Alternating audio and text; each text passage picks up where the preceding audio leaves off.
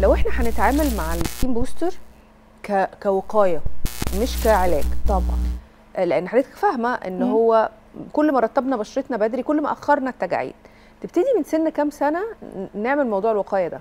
بصي حضرتك، احنا مش بنشتغل على السن، انا بشتغل على كواليتي الجلد. انت بادئه بدري، الدنيا هتبقى احلى بكتير والطف بكتير.